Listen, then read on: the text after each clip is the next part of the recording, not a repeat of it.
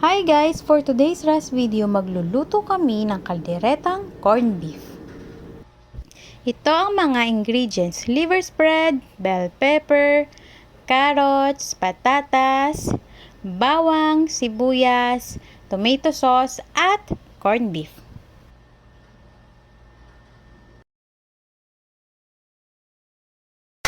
Tara, simulan na natin magluto. Una, naglagay muna ako ng mantika sa mainit na kawali.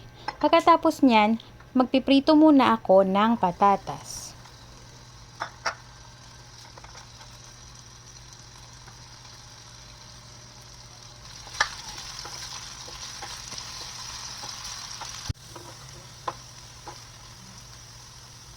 Pag ganyan yung itsura niyan guys, okay na yan, luto na yan. Kaya iset aside muna natin. After nyan, magluluto naman tayo ng carrots.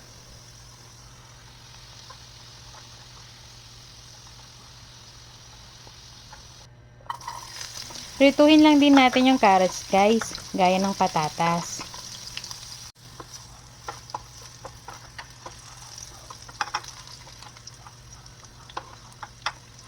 Iset aside na rin natin yung carrots guys. After nyan, magigisa na tayo ng bawang at sibuyas sa kawali. Sobrang dali lang gawin nito guys, kasi hindi ka na magpapakulo ng baka ng halos 2 oras.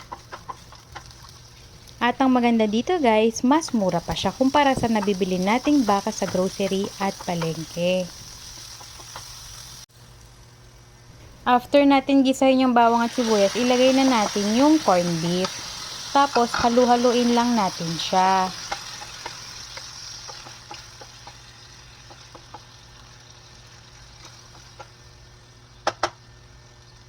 After nyan, ilagay na rin natin yung bell pepper.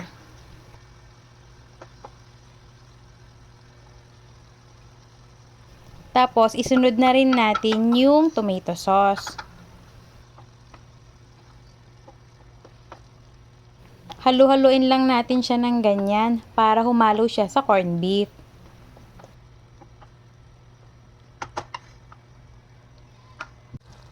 Tapos maglagay tayo ng konting asin at konting paminta.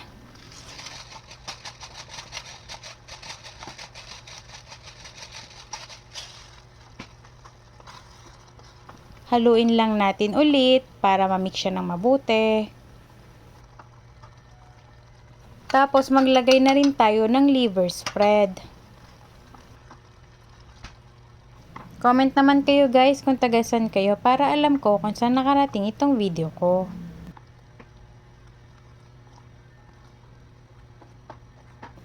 Halu-haluin lang natin ng mabuti. After nyan, ilagay na rin natin yung naluto nating patatas at carrots. Tapos konting luto na lang yan guys. Luto na yan. Diba sobrang dali lang niyang gawin? Kaya try nyo na rin. Sobrang sarap pa. After ng ilang minutong pagpapakulo guys, okay na yan, luto na yan. Kaya isalin na natin sa plato.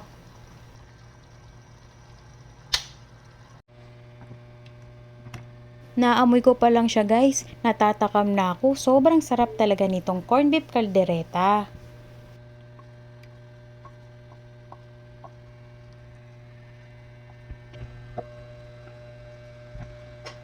Naglagay pala ako ng konting cheese dito guys para mas lalong sumarap yung corned beef caldereta. Pero optional lang to guys, kayong bahala kung gusto nyo maglagay.